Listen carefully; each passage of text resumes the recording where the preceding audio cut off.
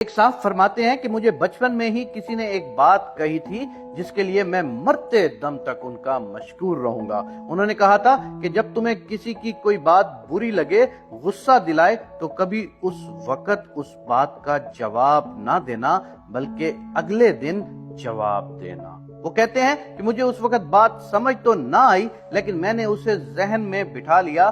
پھر جب میں بڑا ہوا اور اس بات پر عمل کرنا شروع کر دیا، میں غصہ دلانے والی بات کا فوراً جواب نہ دیتا بلکہ اگلے دن پر چھوڑ دیتا۔ لیکن اگلے دن مجھے احساس ہوتا کہ وہ بات تو تھی ہی بہت فضول، وہ تو جواب دینے کے قابل ہی نہیں تھی۔ پھر مجھے سمجھ آئی کہ دراصل انہوں نے مجھے وہ غصے کا لمحہ خاموش رہنا سکھایا۔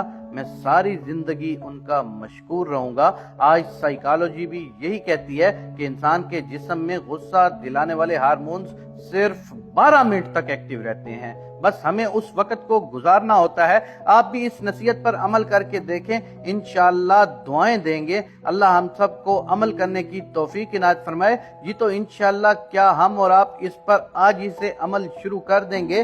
دوستو، آزمایا ہوا ٹوٹکا ہے کہ غصے کے 12 منٹ اپنے اوپر قابو کر لو، یا غصے کے بعد کچھ ٹائم کے لیے اپنے آپ کو قابو کر لو۔ یقین مانو تم دنیا کے سب سے طاقتور ترین انسان بن جاؤ گے، کیونکہ جس نے غصے میں خود پر قابو پانا سیکھ لیا، پھر اس کو دنیا کی کوئی طاقت ہرا نہیں سکتی۔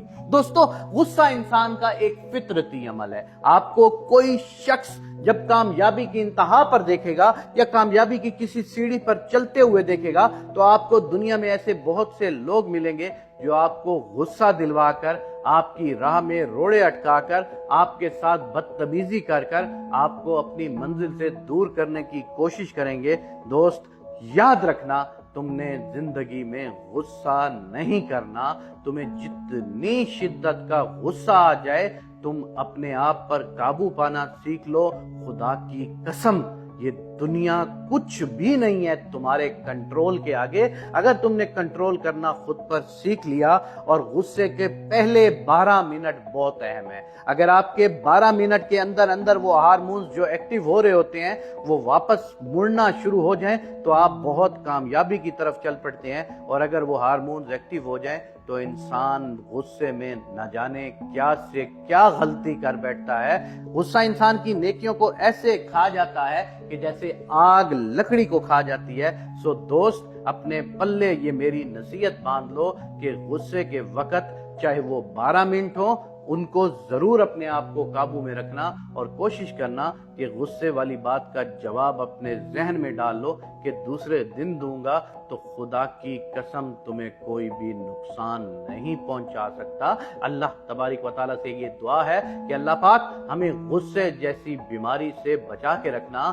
آمین یا رب العالمین۔